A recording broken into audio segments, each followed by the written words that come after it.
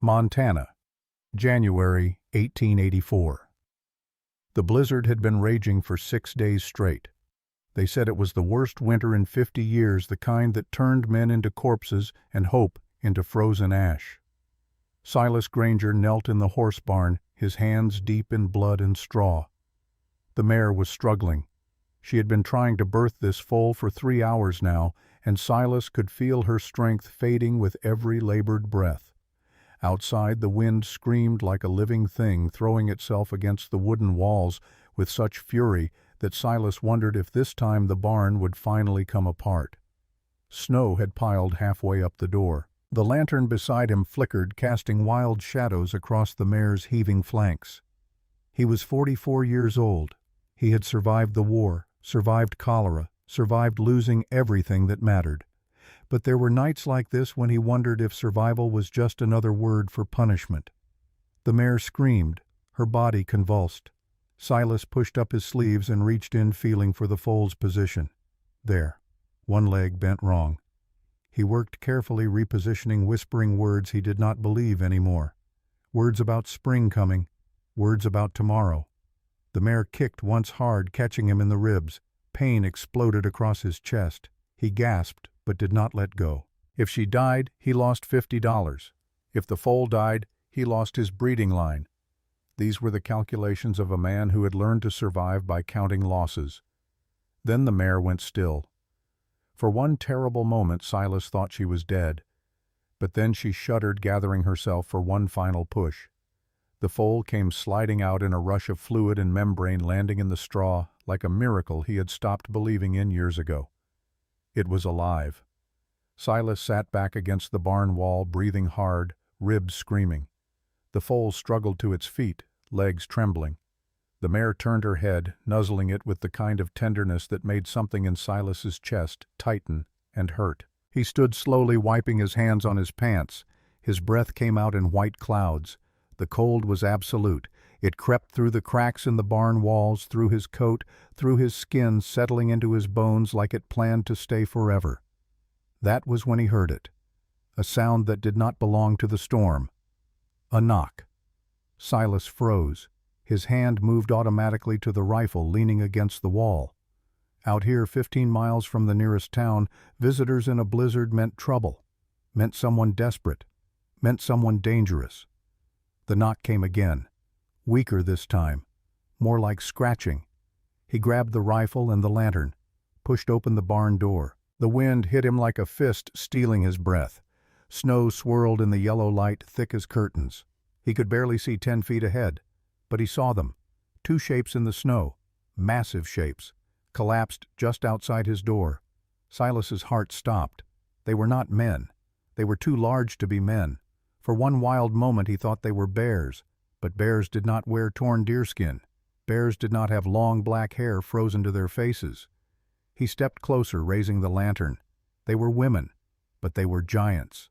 The one in front was enormous, taller than any man Silas had ever seen, broader through the shoulders than a blacksmith. She was on her knees in the snow, head bowed, long hair hanging in frozen ropes around a face carved from pain and exhaustion. Her arms, bare despite the cold, were thick with muscle and covered in scars. Behind her, collapsed completely, was another woman, slightly smaller but still impossibly tall. Her eyes were closed. Her lips were blue. The first woman lifted her head. Her eyes found Silas. They were dark as wet stone, fierce even now, even dying. She spoke. Her voice was barely a whisper under the wind. "I need the warmth of a man like you." Everyone turned us away. Silas stood frozen.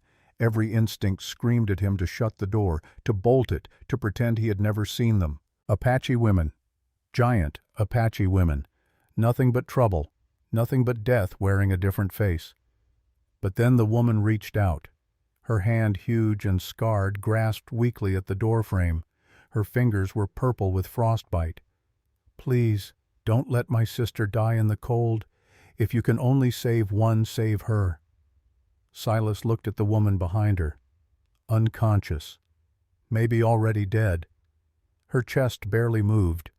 He thought about his wife, about his daughter, about all the choices he had made that he could never unmake. He thought about the 23 people who died because he stayed silent. He lowered the rifle. The woman's eyes widened. Hope flickered there, fragile as the lantern flame. Silas bent down, tried to lift the unconscious woman. She was impossibly heavy, at least 200 pounds of solid muscle. He got his arms under her shoulders and heaved. His ribs screamed. His back screamed. But he got her up. The conscious woman tried to stand. Her legs buckled. She fell against him. Together the three of them stumbled toward the cabin, leaving a trail of blood in the snow. Inside, Silas kicked the door shut. The wind howled in fury at being denied. He dragged the unconscious woman to the fireplace, laid her on the deerskin rug. The other woman collapsed beside her sister, curling around her protectively, even as her own body shook with violent tremors. Silas stared at them. In the firelight he could see them clearly. They were not just tall, they were titans. The conscious one had to be 7 feet if she was an inch, shoulders like a lumberjack, arms roped with muscle, but her face was a woman's face, high cheekbones and full lips, beautiful in a way that was almost frightening. The unconscious one was slightly smaller, maybe 6'9", with softer features, gentler. Her eyes moved behind closed lids, dreaming or dying. Both were covered in scars, some old silvered with time, some fresh, still scabbed, but worst were the circular burns on their shoulders and backs, deliberate, patterned, brand marks. Silas had seen brand marks before, on cattle, on horses, on slaves back before the war, never on free women. He forced himself to move, built up the fire until it roared, grabbed every blanket he owned and piled them on. Heated water added ginger root, forced spoonfuls between their blue lips. The conscious woman drank. The unconscious one did not respond. Silas checked her pulse. It was there, but weak, thready. Her breathing was shallow. He had seen enough dying to know what it looked like. He cut away their wet clothes. This was not a time for modesty. Hypothermia killed faster than shame. Their bodies were incredible. Not just large, but powerful.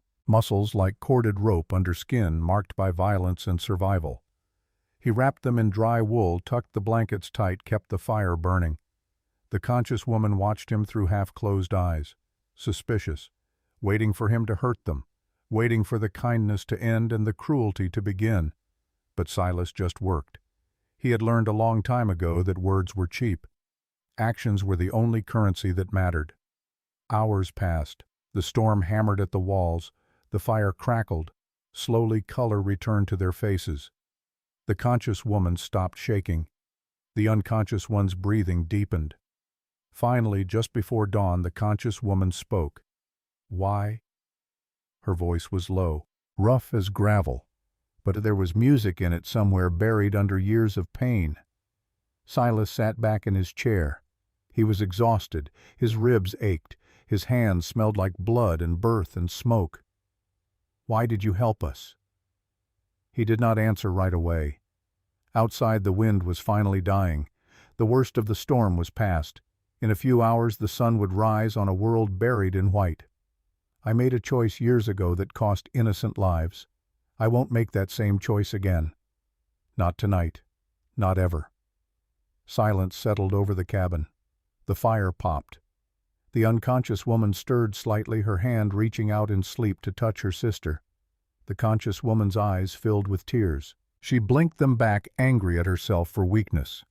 "Are you going to turn us into the soldiers? No. Are you going to hurt us? No. Then what do you want?" Silas met her gaze. His eyes were gray as winter stone, tired, but honest. "I want you to live. When the storm passes, we'll figure out the rest." The woman studied him for a long moment. Then she nodded once, lay her head down beside her sister, let her eyes close. Silas sat watching them sleep. These two enormous women who had been cast into the snow to die. He wondered who they were, what they had done, why someone had burned their skin with hot iron and left them for the cold. He wondered if he had just saved their lives or signed his own death warrant. Outside, hidden in the trees beyond the barn, a man sat on his horse. Deputy Caleb Maddox. He had followed the tracks from town, had watched through the window as the rancher brought the Apache women inside. He smiled. Marshal Whitmore was going to love this. He turned his horse and rode back toward Copper Ridge, disappearing into the pale gray dawn. The second day passed in a fog of care and caution. Silas woke early as he always did to the sound of wind still howling outside. The storm had not broken yet. Snow continued to fall, though lighter now, dusting the world in endless white. He checked on the women first thing. The smaller one, the one who had been unconscious, was still out, but her color was better, her breathing steadier. The larger one, the one who had spoken to him, was awake but silent. She watched him move around the cabin with eyes that missed nothing. Silas made porridge from oats and dried berries, brought 2 bowls over, set them down carefully within reach. "You need to eat." The woman did not move at first, just stared at the bowl like it might be poisoned, like accepting food meant accepting a debt she could not repay. "It's just food, nothing more." She looked at him for a long moment, then picked up the bowl and ate slowly, methodically, like someone who had learned not to waste a single bite. When she finished, she set the bowl down and spoke. "My sister." "Will she wake?" Silas looked at the unconscious woman. Her chest rose and fell evenly now. The blue tinge had left her lips. "I think so. Her body's warming. Breathing's good. She just needs time." The woman nodded. Then something in her shoulders relaxed just slightly, like she had been holding her breath for days and could finally exhale. "What's your name?" She hesitated. Names were power. Names were identity. Giving a name to a stranger was an act of trust she was not sure she was ready for. But then she looked at her sister, still unconscious, still vulnerable, and made a decision. "Tala." Silas nodded once. "Silas Granger." Another silence. Outside, the wind picked up again, rattling the windows. The cabin creaked and settled. The fire crackled. "Why did you really help us, Silas Granger?" "Already told you." "Tell me again." "The real reason." Silas stood up, walked to the window, looked out at the endless white. 20 years ago I knew a woman, an Apache woman. Her name was Kaya. She saved my life in a snowstorm not unlike this one. I fell in love with her, stayed with her people for 2 years, was happier than I'd ever been. He paused. The words were hard, like pulling splinters from old wounds. Then the war came. I had to leave, promised I'd come back when it was over. 4 years later I did come back. But everything had changed. Settlers were moving in. There were raids, attacks, people dying on both sides. One night a group of settlers attacked Kaya's village. I was there. I heard it happening. I could have warned them, could have stopped it. But I didn't. I stood at the edge of the trees and I watched. 23 people died that night, including Kaya. His voice had gone flat, empty. My wife found out eventually. Found out what I'd done, what I'd failed to do. She couldn't forgive me. Took our daughter and left. I haven't seen them in 5 years. Tala was quiet for a long time. Then she spoke, her voice softer than before. "So you saved us to save yourself." Silas turned from the window. "I saved you because I couldn't save her, and because I'm tired of being the man who stands at the edge of the trees and does nothing." Tala held his gaze. Something shifted in her eyes. Not trust, not yet, but maybe the beginning of understanding. The rest of the day passed quietly. Silas went out to check on the livestock. The mare and foal were doing well. The cattle huddled together for warmth. He broke ice from the water trough, fed them what hay he had left, prayed the storm would end soon. When he came back inside, Tala was sitting up properly, blankets wrapped around her shoulders. She looked stronger, more alert, but also more dangerous, like an animal that had regained enough strength to fight if cornered. That evening, as darkness fell early the way it does in winter, the smaller woman finally stirred. Her eyes opened slowly, confused, frightened. She looked around the cabin, taking in the unfamiliar surroundings, and panic flared across her face. Tala was there immediately, taking her hand, speaking rapid Apache. The words were soothing, reassuring. The smaller woman's breathing calmed. Her eyes found Silas across the room. "Where are we?" Her voice was softer than Tala's. musical, like water over stones. "My cabin. You're safe." She looked at Tala. A silent conversation passed between them, then back to Silas. Why, he was getting tired of that question. But he understood it. In their world, kindness from strangers, especially white strangers, usually came with a price. Because you needed help. The woman studied him. Her eyes were kinder than her sister's, less hardened by violence. But there was strength there too, a different kind of strength. "Thank you." 2 simple words, but the weight behind them was immense. Silas made dinner. Venison stew from meat he had smoked in the fall. Bread from the last of his flour. He brought them bowls. This time they both ate without hesitation. After dinner, Silas added more wood to the fire. The women sat together speaking quietly in Apache.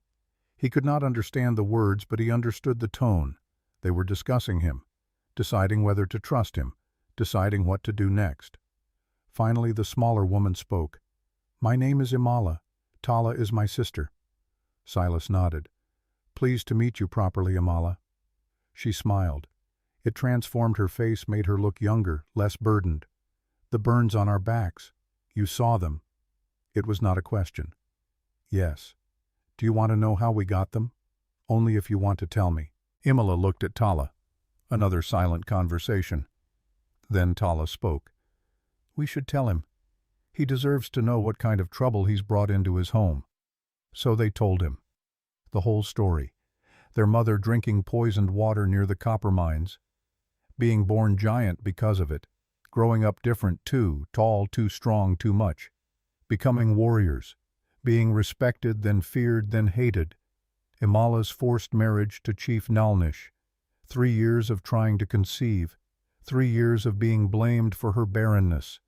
3 years of beatings and starvation and being locked in pits. Tala breaking her out. Running for 7 days through the mountains. Being caught. Being burned with hot irons as punishment and warning. Being dragged north and left to die in the snow. When they finished, the cabin was silent except for the crackling fire. Silas felt rage building in his chest. Not at them. At the world that had done this to them. "You're not going back." His voice was hard. "Final. We can't go back. They'll kill us. But we can't stay here either. We'll bring trouble to you. Let me worry about that. Why would you risk that? Because it's the right thing to do. And I'm tired of doing the wrong thing." Tala shook her head. "You don't understand. The tribe will send people looking for us. Not to bring us back. To finish what they started. And the soldiers, they'll come too. Apache women this far north they'll assume we're hostiles. Runaways. They'll want to take us to a reservation or worse. Then we'll deal with it when it comes. You're a fool. Maybe. But I'm a fool with a roof and food and guns, and I've survived worse than angry Indians and racist soldiers." Imala spoke quietly. "Why do you really care, Silas? We're nothing to you." He looked at them both. These giant women who had been cast out by everyone, who had survived things that should have killed them, who still had the strength to stand. "You're not nothing. You're people who got dealt a bad hand and kept playing anyway. That takes courage. That deserves respect. And I've spent too many years respecting the wrong people and ignoring the ones who mattered." The night wore on. The storm continued its assault on the cabin, but inside they were warm. Safe. For now. Silas lay in his bed, staring at the ceiling, listening to the women's quiet breathing across the room. He wondered what he had gotten himself into. Wondered if this would be the thing that finally got him killed. But then he thought about Kaya, about the screams he had ignored, about his wife's disappointment, about his daughter growing up thinking her father was a coward. Maybe this was his chance. Maybe this was how he finally became the man he should have been all along. Outside, the snow continued to fall, and in Copper Ridge, Deputy Caleb Maddox was spreading the word. The rancher had 2 Apache giants in his cabin.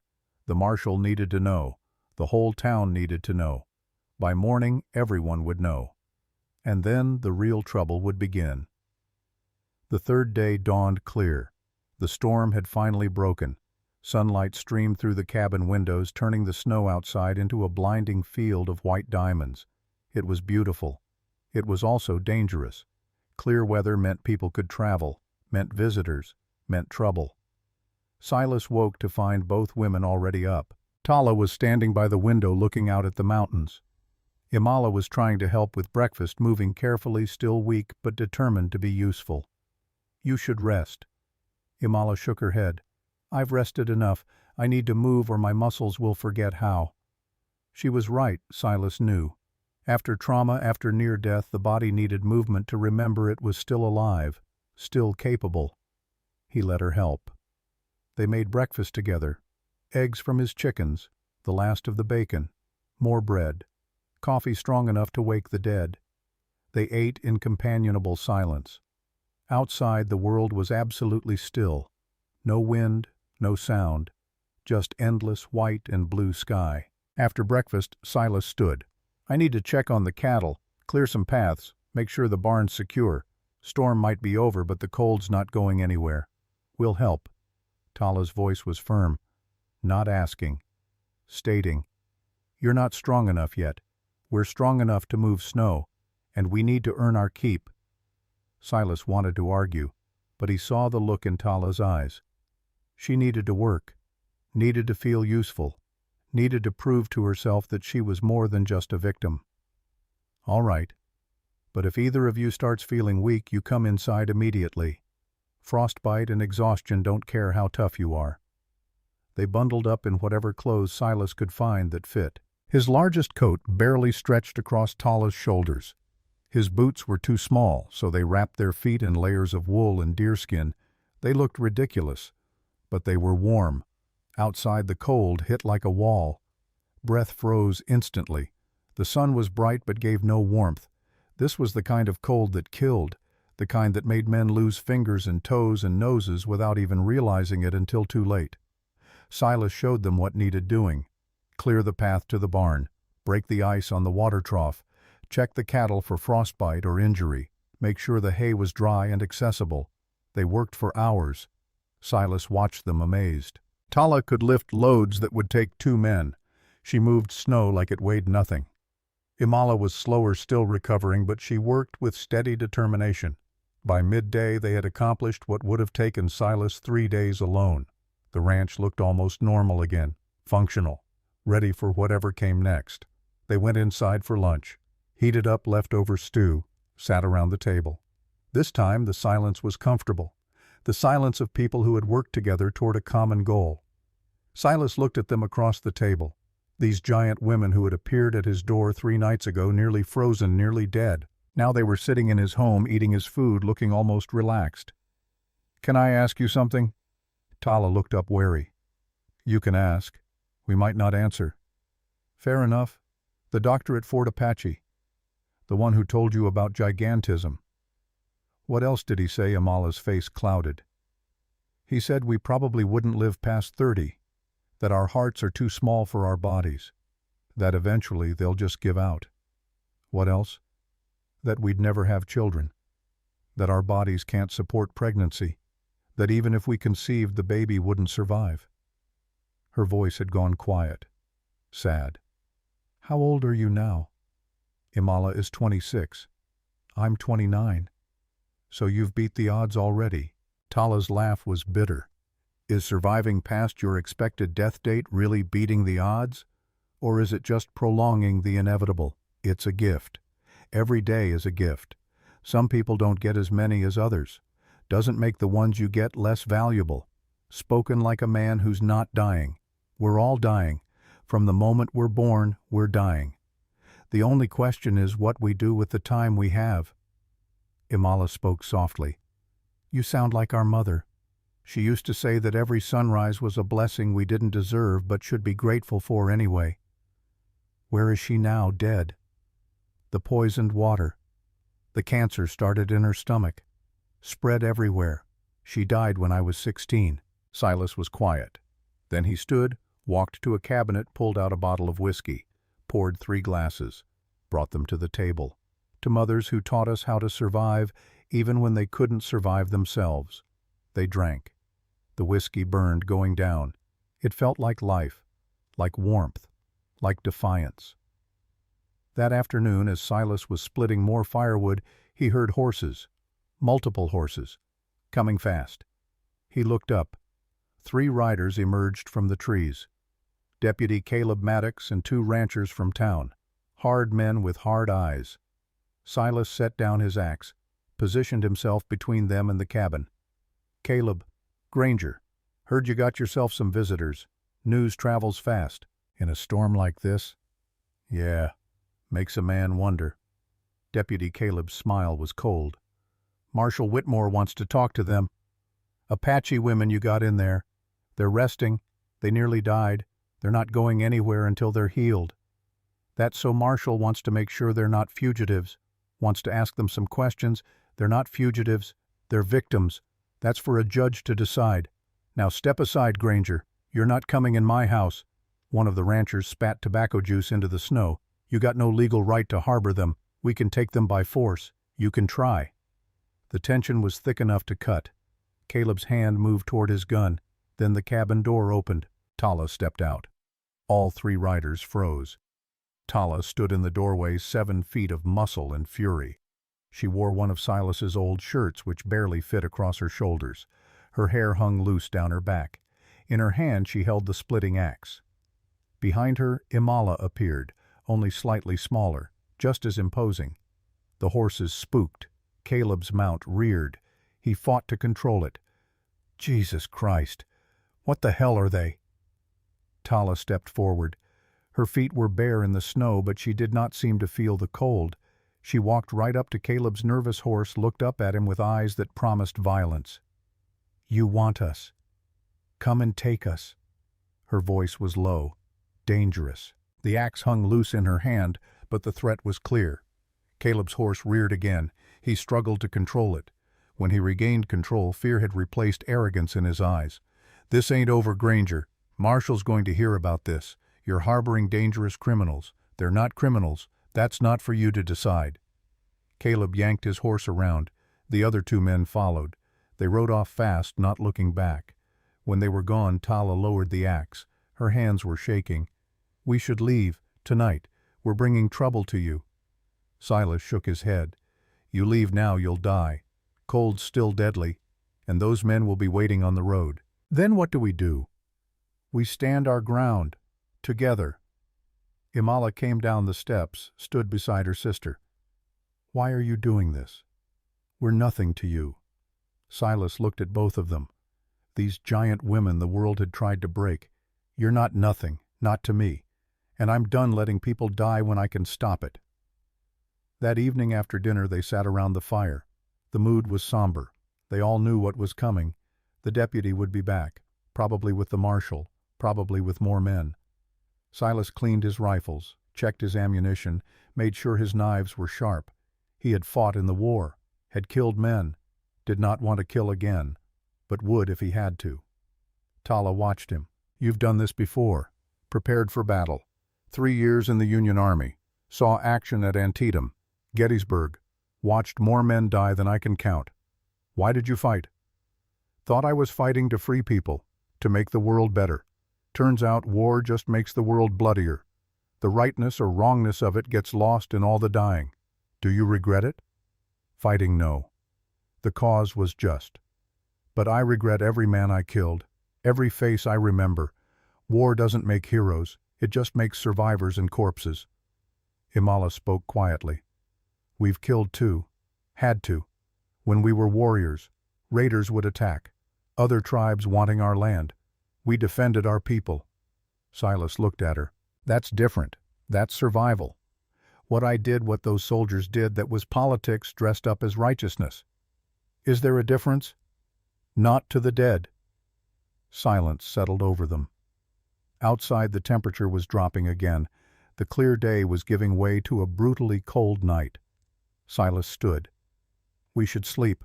Tomorrow's going to be hard." But Tala did not move. "I need to tell you something. About why we can't go back. The real reason." Silas sat back down. "Chief Nalnish is Imala's husband. In the eyes of the tribe, in the eyes of Apache law, she belongs to him. When I took her, I didn't just help her escape. I stole another man's property. That's a death sentence. For both of us. And the burns. Those are the mark of thieves, of oath breakers. Anyone who sees them knows we betrayed our tribe, knows we broke sacred law. What law? A woman cannot leave her husband, cannot refuse him, cannot take herself back. To do so is to spit on everything the tribe holds sacred. That's not law. That's slavery. Tala's laugh was bitter. Call it what you want. The result is the same. We are marked, hunted. There is no tribe that will take us in, no place we can hide. The burns make sure of that. Then we cut them off. Both women stared at him. What?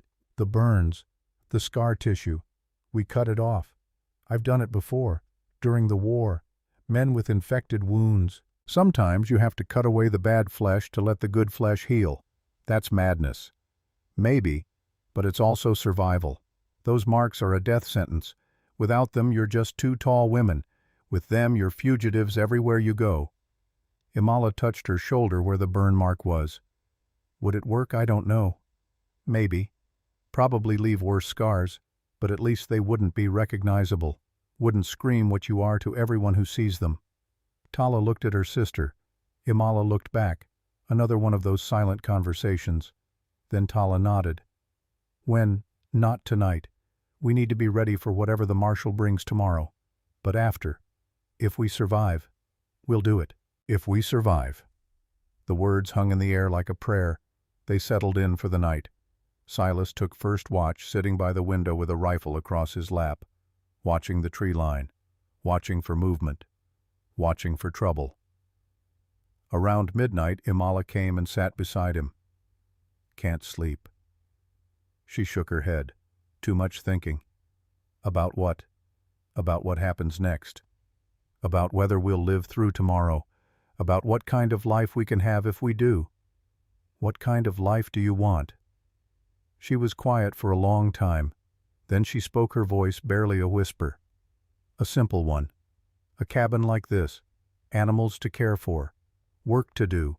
Maybe someone to share it with. Children, if the doctors are wrong. If miracles exist. Silas looked at her. At this giant woman with gentle eyes and a warrior's body. At this person the world had tried so hard to break. Miracles exist. I'm looking at one right now. She smiled. A real smile. The kind that reaches the eyes. You're a strange man, Silas Granger.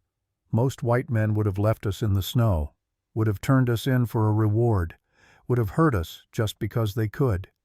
But you didn't. Why, because I've spent too many years being the kind of man I hate. And maybe if I help you, I can finally become the kind of man I want to be. And what kind of man is that? The kind who opens doors instead of closing them. The kind who stands up instead of standing aside. The kind who chooses people over property, kindness over comfort, right over easy. Imala reached out and took his hand. Her hand was huge, rough with calluses, but her touch was gentle. Thank you, Silas, for everything. Don't thank me yet. We've got a hard day coming.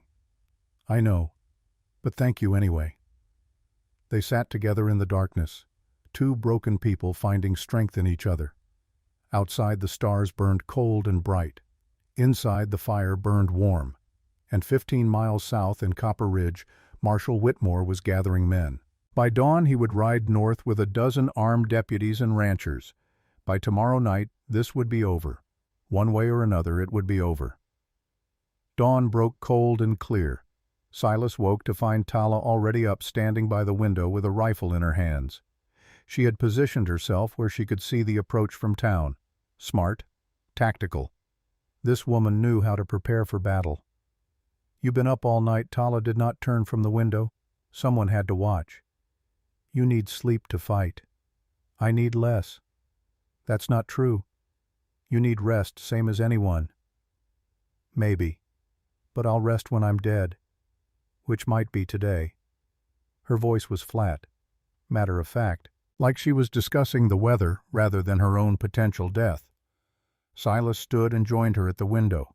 The snow stretched out endlessly, unbroken except for the tracks they had made yesterday. The tree line was dark against the white. Nothing moved. "They'll come. Question is when. Midday probably. give themselves time to gather men, time to work up their courage, time to convince themselves they're doing the right thing. And what will we do?" Tala finally looked at him. Her dark eyes were hard. "We'll fight. What else can we do? We could run. We're 15 miles from anything. They have horses. We're on foot. We'd make it maybe 5 miles before they caught us. And then we'd die tired instead of rested." She was right. Silas knew she was right. Running would just delay the inevitable. Imala emerged from the back room, moving slowly but steadier than yesterday. She had been listening. "Maybe we don't have to fight. Maybe we can talk to them. Reason with them. You can't reason with men who've already decided you're guilty. Can't appeal to the humanity of people who don't see you as human." Tala's words were harsh but true. Silas had seen it before. During the war. After the war. Men who had convinced themselves that certain people were less than people. Once that line was crossed, once that belief took root, no amount of evidence or argument could dislodge it. Then we prepare. We make this cabin a fortress. We make it so costly to take us that maybe they'll reconsider. They won't reconsider. But we can make them pay for every inch. Silas spent the morning preparing. He barricaded the windows with furniture, leaving just enough gap to shoot through. He filled buckets with snow to fight fires if they tried to burn them out. He loaded every gun he owned and positioned them around the cabin within easy reach. He checked and rechecked his ammunition supply. 43 rounds for the rifles, 18 for the pistols. Not enough for a prolonged siege, but enough for a fight. Tala and Imala helped. They moved furniture like it weighed nothing. Tala understood tactics instinctively. She positioned the heavy oak table on its side near the door as a barrier. She made sure they had clear lines of fire to all approaches. She thought like a soldier because she was a soldier. Imala worked more quietly but no less effectively. She tore sheets into bandages. She boiled water and set it aside for cleaning wounds. She prepared food they could eat quickly without needing to cook. She thought like a healer because that was what her mother had been. By mid-morning the cabin was as ready as it could be. Now came the hardest part, the waiting. They sat together, not speaking much, each lost in their own thoughts. Silas thought about his daughter Grace, wondered what she looked like now. She would be 11 years old, almost grown. Did she remember him? Did she hate him? Did she wonder why he never came to find her? Tala stared at the wall, her jaw tight, her hands flexing unconsciously. She was preparing herself mentally. Silas recognized the look. He had worn it himself before battle. That moment when you accept that you might die, when you make peace with it, when you transform fear into cold determination. Imala sat with her eyes closed, lips moving silently. Praying maybe, or remembering, or saying goodbye to a life she had barely gotten to live. Around noon, Tala stiffened.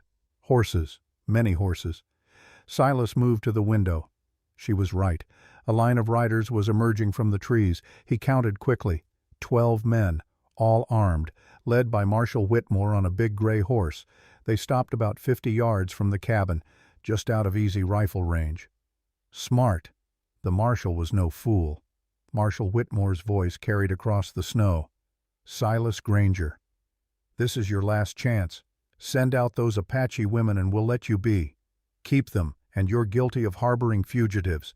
The penalty is loss of property and imprisonment." Silas opened the door a crack. Called back, "They're not fugitives. They're victims. They have a right to shelter. They're runaways. Property of Chief Nalnish. He's demanded their return. A man doesn't own his wife. Not anymore. The war settled that. That's white law, not Indian law. These women broke tribal law. They belong to their tribe. They don't belong to anyone but themselves." The marshal was quiet for a moment. Then his voice changed. Became harder, colder. "Last chance, Granger. Send them out or we come in and take them. Then come ahead. But know that I've got 3 rifles and clear lines of fire. Know that the first man through that door dies. Know that I've killed before, and I'll kill again to protect innocent people. Those women aren't innocent. Neither are you." Silence. Long silence. Then the marshal turned his horse and rode back to consult with his men. Tala moved beside Silas. You didn't have to do that. Didn't have to protect us. Yes, I did. Why? We're nothing to you. Just two women you found in the snow. Silas looked at her. At this towering woman who had survived everything the world threw at her. You're not nothing. And I'm tired of standing by while innocent people get hurt. Tired of being a coward. If I die today, at least I die doing the right thing. Imala joined them. If we fight, they'll kill you too. Your land will go to that man, that Cain. Everything you built will be lost. Then it's lost. Better to lose property than lose yourself. The marshal was riding back, but this time he stopped closer.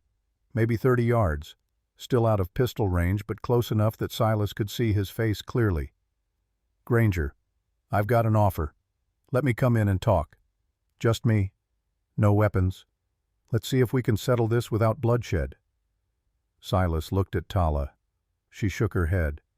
It's a trap. Has to be. Maybe.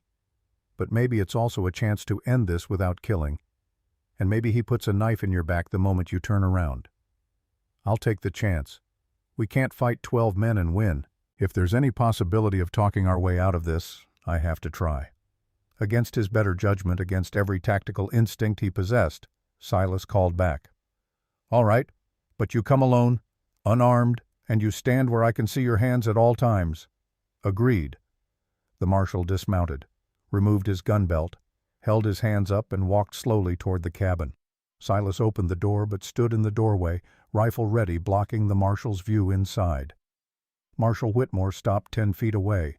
He was older than Silas had expected, maybe 60. Gray hair, gray beard, hard eyes that had seen too much and forgiven too little. Granger. Been a long time. Silas stared. Do I know you?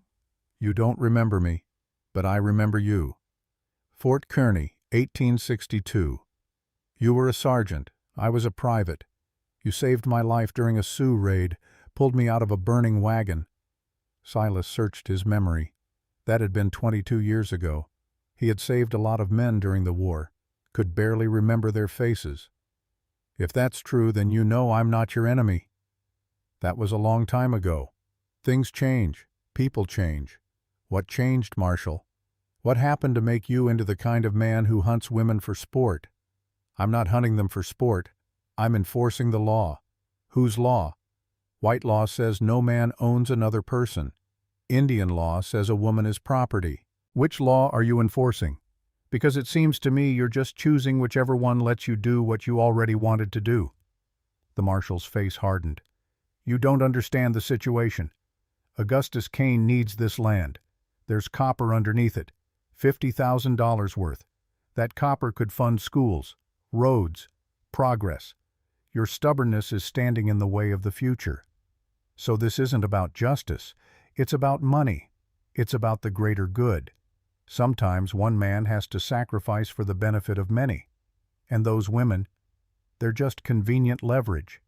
They're criminals. Regardless of the land situation, they broke tribal law. The chief wants them back. It's my duty to return them. Your duty is to protect the innocent, not to hunt them. They're not innocent. How do you know? Did you talk to them? Did you hear their story? Or did you just take the chief's word for it? The marshal was quiet. Then he said something that surprised Silas. I talked to the chief. He told me what they did, told me about the marriage, the failure to produce children, the escape.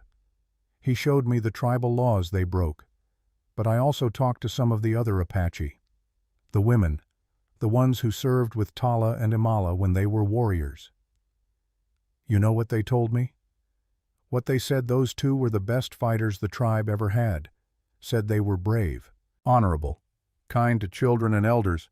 Said after they left, the tribe fell apart. Raiders came, people died.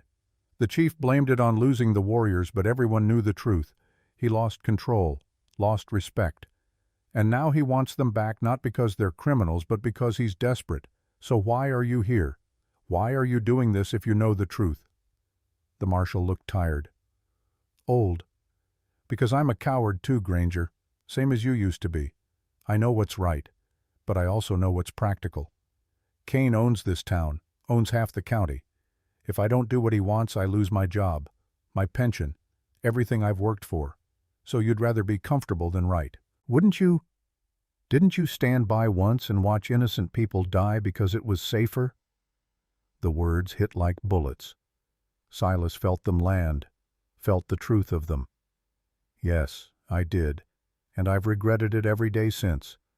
But I'm not that man anymore, and you don't have to be that man either. The marshal looked at him for a long time. Then he shook his head. I'm too old to change, too tired. I've made my choice. Question is, have you made yours? I have. Then this ends in blood. Your blood. Their blood. Maybe mine too. If that's how it has to be.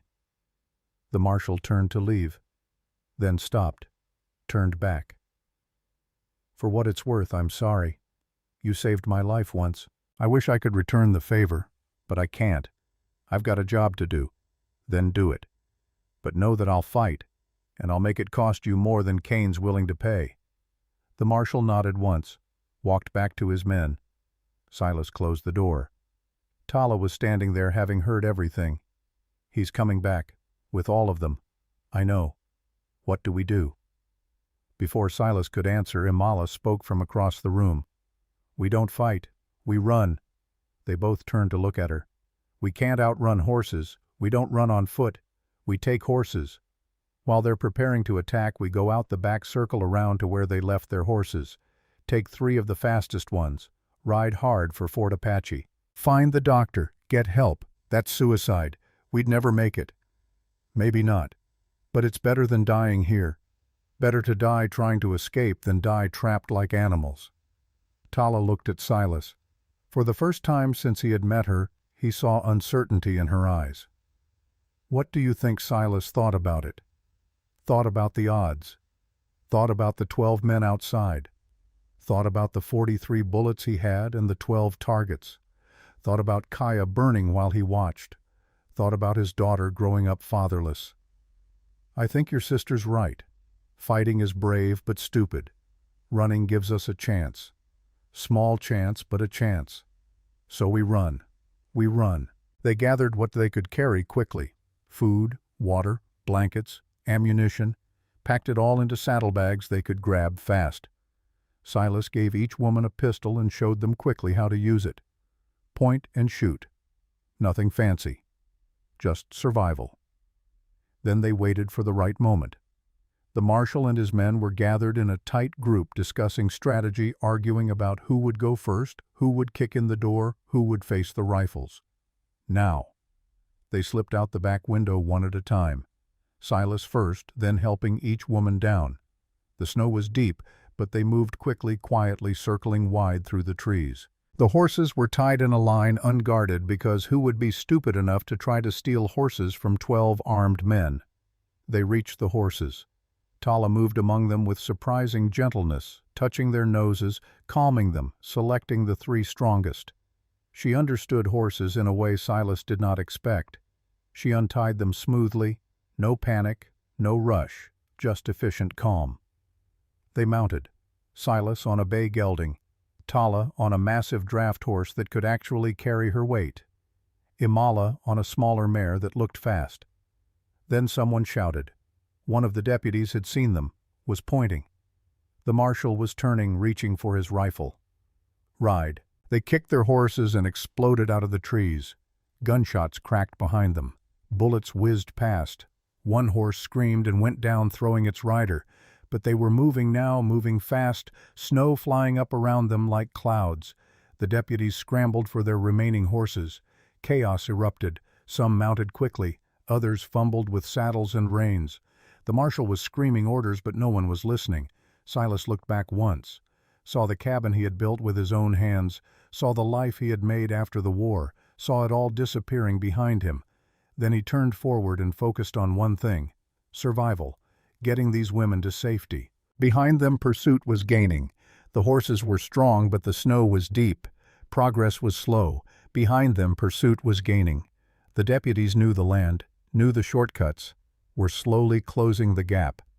Imala's horse stumbled, nearly went down. She pulled it up just in time, but they had lost precious seconds. Keep moving, Don't stop." They pushed on. The sun was high now, bright and cold. Silas's face was numb, his hands were numb, but he kept riding. Another hour passed, then another. The horses were flagging.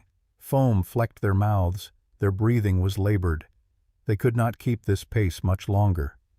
There, up ahead, Tala was pointing. In the distance, maybe 2 miles away, was Fort Apache. Smoke rising from chimneys, walls of wood and stone. Safety. But between them and the fort was open ground. No cover, no trees, just white expanse. And behind them the deputies were close now, maybe 5 minutes back. We'll never make it across that open ground before they catch us. Then we stand and fight here. Buy you time to reach the fort. Tala was pulling her horse up. Imala did the same. No. We all go together or not at all. Then we all die together. Because there's no way all 3 of us make it. Silas looked at them. These 2 women he had known for less than a week. These 2 women he would die for. New plan. I draw them off.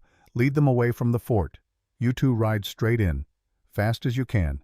Don't look back. Don't stop. They'll kill you. Maybe. But you'll be safe. And that's what matters. Silas, no. Imala's voice was breaking. Yes. This is how it has to be. I saved you from the snow. Now I'm saving you from this. Go. Now. He turned his horse perpendicular to the fort, started riding parallel to it, drawing the pursuit away. After a moment he heard the deputies change direction, following him, taking the bait. He looked back one last time, saw Tala and Imala riding hard for the fort, saw them getting smaller, saw them reaching safety. Good. He kept riding. The deputies were close now, so close he could hear them shouting, could hear the horses' hooves pounding snow, could hear rifles being cocked, a gunshot. His horse screamed and went down. Silas hit the snow hard, rolled, came up running. But there was nowhere to run, just white in every direction. The deputies surrounded him, 12 horses in a circle, 12 rifles pointed at his chest. The marshal rode forward. Should have stayed in your cabin, Granger. Should have minded your own business. They were my business the moment I opened my door, the moment I chose to help them. Noble. Stupid but noble. The marshal raised his rifle. Then a voice rang out across the snow. Stop! Everyone turned. A man was walking toward them from the direction of the fort, an older man in a military uniform. Behind him, 50 soldiers with rifles, and beside him Tala and Imala. The man walked closer. Silas recognized the insignia. Army captain. A man with authority. What's going on here, Marshal Captain Morrison? This is not army business. This is civilian law enforcement. Is it? Because I've got 2 women here telling me you're trying to murder them and this rancher for no crime other than helping them survive. They're fugitives, runaways from a reservation. They're not from a reservation. They're from a tribe that tried to kill them for something that wasn't their fault. And since when does the army help civilians hunt down women, since those women are wanted by their tribe? It's a treaty obligation. Show me the treaty. Show me the warrant. Show me any legal documentation that gives you the right to hunt these people. The marshal was silent. That's what I thought. Now here's what's going to happen. These 3 people are under army protection. They're coming with me to the fort. If Chief Nalnish wants them back, he can file proper legal papers through proper channels. Until then, they're under my jurisdiction. Clear, Captain. This is outside your authority. Is it? This is Indian territory. The Army governs Indian territory. These are Indian women, and disputes involving them fall under military jurisdiction during peacetime. Want me to cite the specific regulations? Because I've got them memorized. The marshal looked at his men, looked at the 50 soldiers, did the math. Even he was not stupid enough to fight the U.S. Army. This isn't over. For today it is. Now get off Army land before I arrest you for trespassing and threatening federal witnesses. The marshal and his deputies turned their horses and rode away slowly, reluctantly, defeat in every line of their bodies. Captain Morrison walked over to Silas, helped him up. You all right? Been better. Been worse.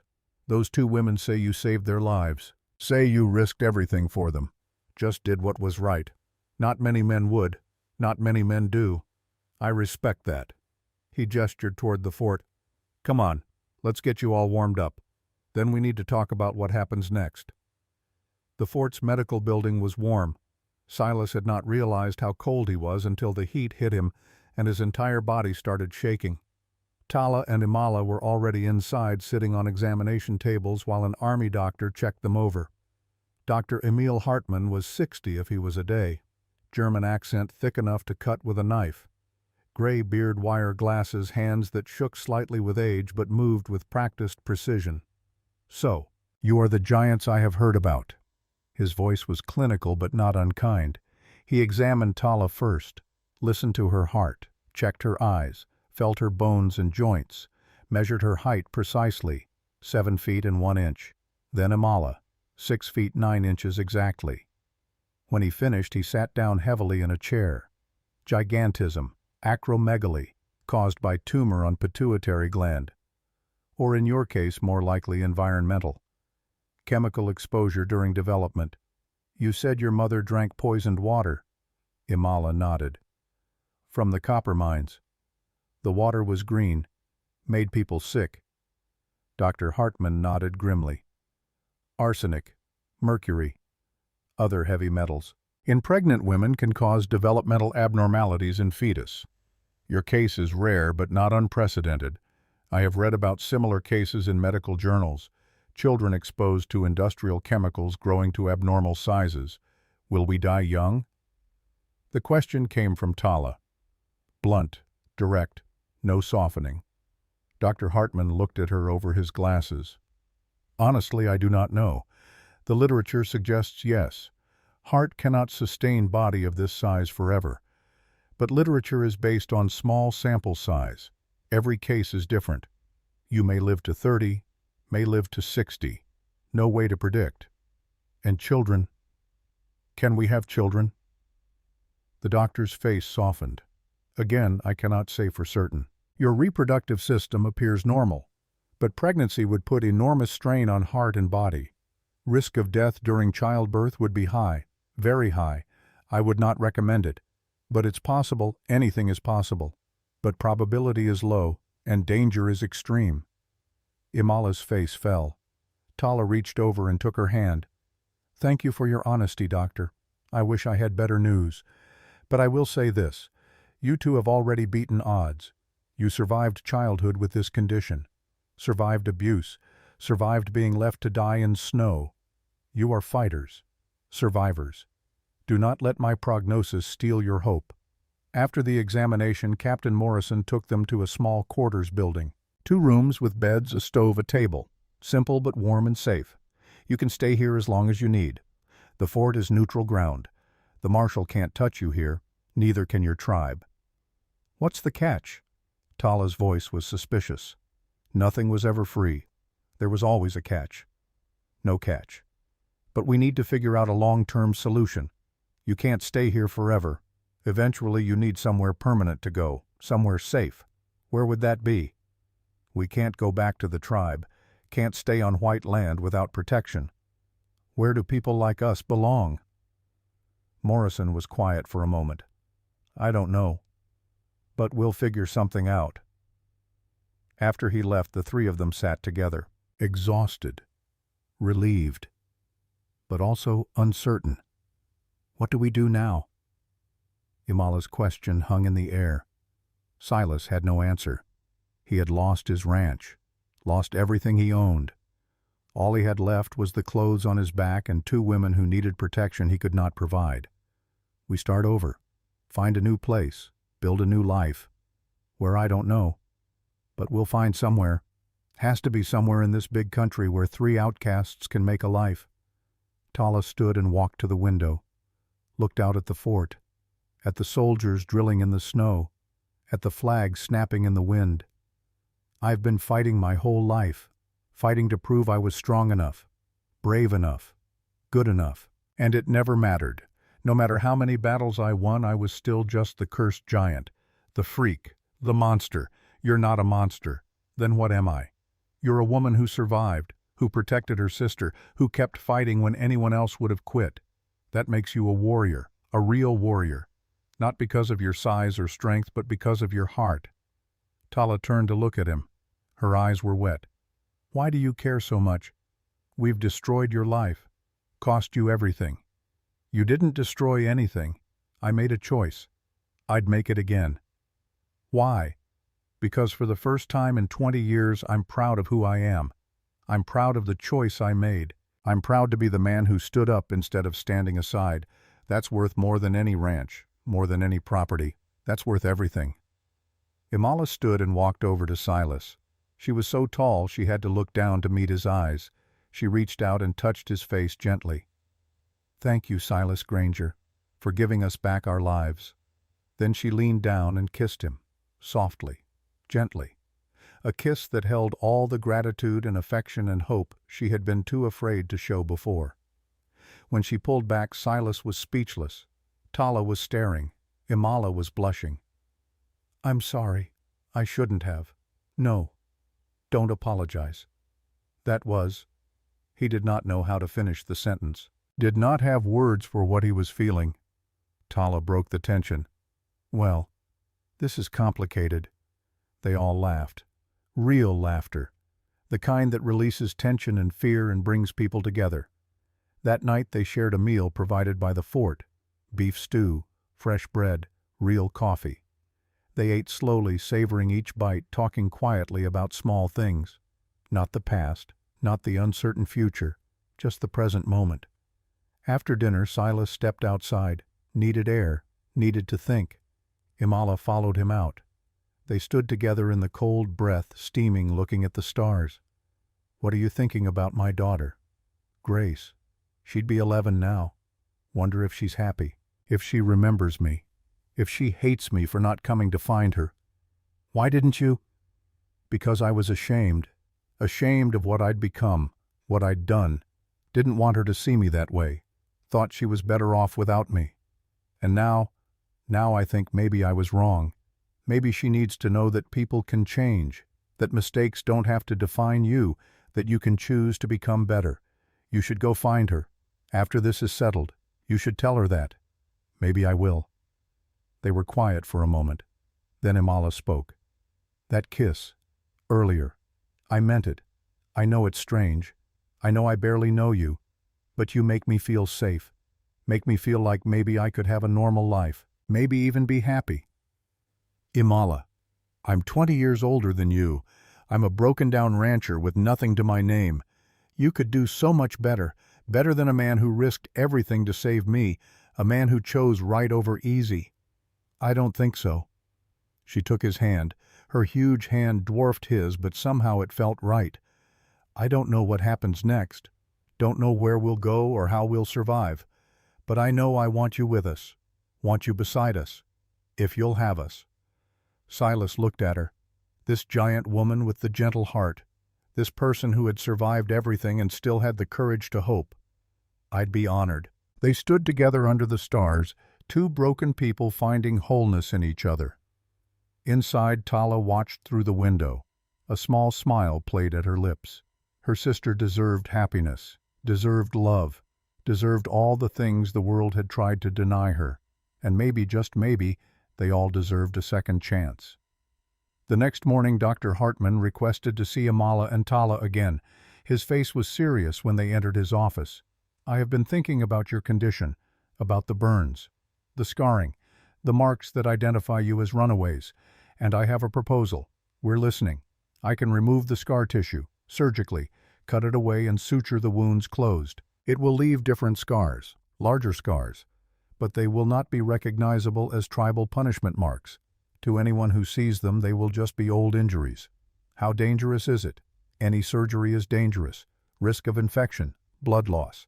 But I have done similar procedures before. During the war, I am confident I can do it safely." The sisters looked at each other. Another one of those silent conversations. "When tomorrow?" "I will need to do one at a time. Tala first. She is stronger. If she survives the procedure well, then Imala 2 days later. And if it goes wrong, then we deal with that if it happens. But doing nothing also has risks. Those marks will follow you everywhere. Make you targets forever." Tala nodded slowly. "Do it. Tomorrow. I'm ready." The surgery was scheduled for dawn. That evening they gathered in the small quarters, Silas, Tala, Imala, sharing what might be their last night together if things went wrong. Tala was quieter than usual, not scared exactly, but contemplative, preparing herself mentally for what was coming. "If I don't wake up, don't talk like that." "No. Listen, if I don't wake up, take care of Imala. She's strong, but she needs someone. Needs someone to remind her she's worth more than what people say. Promise me." "I promise." "But you're going to wake up. You're too stubborn to die on an operating table." Tala smiled.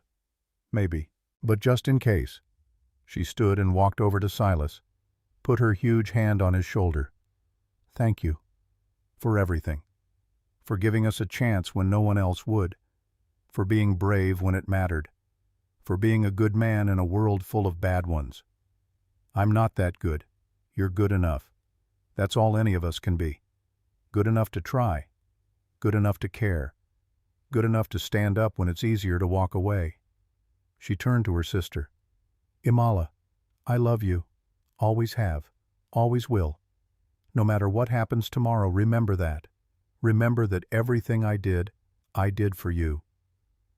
The sisters embraced.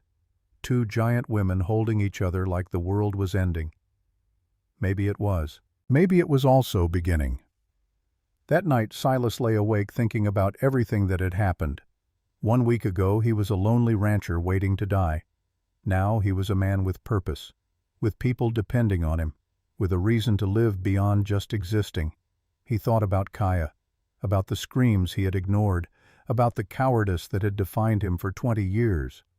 But he also thought about Tala and Imala, about the choice he had made, about standing in the doorway and refusing to let evil pass.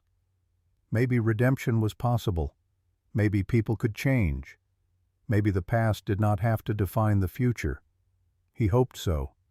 God, he hoped so. Dawn came cold and clear. They walked together to the medical building. Dr. Hartman was already there preparing his instruments. The smell of carbolic acid filled the air. Everything had been sterilized, made ready. Tala lay down on the operating table. She looked impossibly large on it, her feet hanging off the end, her shoulders barely fitting the width, but her face was calm. Ready. Dr. Hartman explained the procedure one more time. He would use chloroform to put her to sleep. Then he would cut away the scar tissue on her shoulders and upper back. 6 burns total. Each would need to be excised carefully to avoid major blood vessels, then sutured closed. The whole procedure would take about 3 hours. 10, 9, 8, 7. Her eyes closed. 10, 9, 8, 7. Her eyes closed. Her breathing deepened. She was under. Dr. Hartman picked up his scalpel and began to cut. Silas and Imala waited outside. 3 hours felt like 3 days. They sat together in silence, holding hands, praying to gods they were not sure existed. Finally the door opened. Dr. Hartman emerged covered in blood but smiling. She did well, very well. Strong constitution. Heart rate stayed steady throughout. All 6 sites excised successfully. She is waking now. They rushed inside. Tala was lying on the table, eyes fluttering open, bandages covering her shoulders and back. "Imala." Her voice was weak but clear. "I'm here. Did it work?" "Dr. Hartman says yes. The marks are gone." Tala smiled, then closed her eyes and slept. 2 days later it was Imala's turn. The procedure went just as smoothly. By the end of the week, both sisters were healing well. The marks that had branded them as outcasts were gone, replaced with surgical scars that told a different story, a story of survival, of transformation, of choosing to rewrite your own narrative. Captain Morrison came to visit a week after the surgeries. "I've been thinking about your situation, about where you can go, what you can do, and I have an idea. We're listening. There's a homestead program. Government's giving land to anyone willing to settle it and work it. 160 acres per family, out in Wyoming territory, middle of nowhere, hard land. But it's yours if you can prove it up over 5 years. Silas sat up straighter. You think they'd give land to us? An ex-rancher and 2 Apache women? Morrison shrugged. Officially, the program doesn't discriminate. Reality might be different. But if you file the claim together as a family unit, there's precedent. Mixed families have gotten claims before. As a family. You mean? I mean if you were married. Legally married. Then it's just a homesteading family. 3 people working together. Nothing strange about that. Silas looked at Amala. She looked back. Both thinking the same thing. That's a big step. It is. But it's also practical. Gives you legal protection. Gives them citizenship rights they wouldn't have otherwise. And honestly, from what I've seen, you care about each other. That's more than most married couples can say. What about Tala? She's family too. Sister-in-law. Families homestead together all the time. Nothing unusual about that. They talked about it through the evening, weighed the options, considered the alternatives. In the end, the choice was clear. It was the best chance they had. Maybe the only chance. The next day, Silas and Amala stood before the fort chaplain. Tala stood beside them as witness. Captain Morrison gave Amala away in absence of family. The ceremony was simple. No flowers, no fancy dress, just 2 people making promises to each other. Promises to support, to protect, to choose each other every day. When the chaplain said you may kiss your bride, Silas had to reach up and Amala had to bend down. But the kiss was real, full of promise and hope and the belief that maybe, just maybe, they could build something good out of all the pain. After the ceremony, Captain Morrison handed Silas the homestead papers. It's rough land, hard land. Winters are brutal, summers are dry, but it's yours. Nobody can take it from you as long as you work it. We'll work it. We've survived worse than hard winters. I believe you have. They left Fort Apache 3 days later. 3 horses, 2 wagons of supplies donated by the fort, and 160 acres of possibility waiting for them in Wyoming. As they rode north, Silas looked at the 2 women beside him. His wife, his sister-in-law, his family. He thought about how strange life was, how one decision could change everything, how opening a door in a snowstorm could lead to this, to purpose, to belonging, to love. You thinking about your ranch, what you lost? Amala's voice pulled him from his thoughts. No. Thinking about what I found. She smiled, reached across and took his hand. Behind them, Tala rode tall and proud. The burns were gone. The past was fading. The future was uncertain, but theirs to make. They rode toward Wyoming, toward land that had never known a plow, toward winters that would test them and summers that would burn them. But they rode together, and that made all the difference. Wyoming Territory. Spring, 1884. The land stretched out endlessly in every direction. Rolling grassland broken by rocky outcroppings and stands of cottonwood trees along creek beds. It was beautiful in a harsh, unforgiving way, beautiful like a knife blade catching sunlight. They stood on a small rise looking at what would be their home. 160 acres of possibility. The land patent was in Silas's name, with Amala listed as his wife. Legal, binding, protected by federal law. This is it. This is ours. Silas's voice held wonder. After losing everything, after running for his life, he owned land again. Not leased, not borrowed. Owned. Where do we start? Tala was always practical, already thinking about shelter, water, survival. First we find water. Then we build. Can't do anything without water. They spent the first day exploring every inch of their claim. Found a creek running along the eastern boundary. Spring-fed, clear, cold, reliable. That decided where they would build.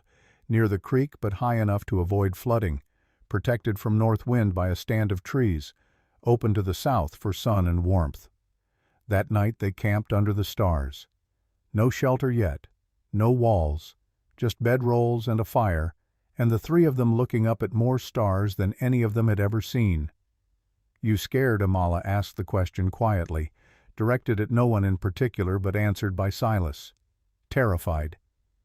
Don't know how to homestead, never built a house from scratch, never broke prairie, never did any of this. But you'll try. It was not a question. Tala's voice was certain. I'll try. We'll try. That's all we can do. Try and see what happens. And if we fail, then we fail together. And that's better than succeeding alone. They started building the next morning. The fort had given them basic tools: saws, hammers, nails, an axe, a plow. Enough to start. Enough to survive if they were smart and lucky. Silas knew a little about construction from building his ranch in Montana. Tala knew about working with wood and stone from her warrior training. Imola knew about planning and organization from watching her mother heal and build. Between the three of them, they had enough knowledge to be dangerous. They decided on a cabin, one large room for now. They could add more later, 20 feet by 20 feet, big enough for 3 people to live without killing each other, small enough to heat through winter. The work was brutal: cutting trees, stripping bark, notching logs. The spring sun beat down. The wind never stopped. Every muscle ached, every bone hurt. But they kept working. Tala did the heavy lifting. She could carry logs that would take 2 normal men, could hold beams in place while Silas hammered, could dig post holes 3 feet deep without breaking a sweat. Imola did the detail work, measuring, marking, making sure everything was level and square. Her hands were steadier, her eye more precise.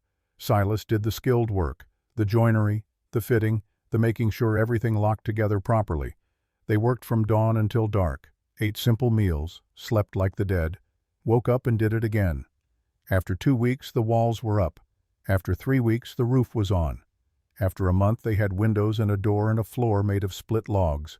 It was not pretty. The logs were rough. The chinking between them was mud and grass. The door hung slightly crooked, but it was theirs, built with their own hands. Solid, real. The first night in the cabin, they sat around the fireplace Silas had built from creek stones. The fire crackled. The walls kept out the wind. For the first time in months, they felt safe. We did it. We actually did it.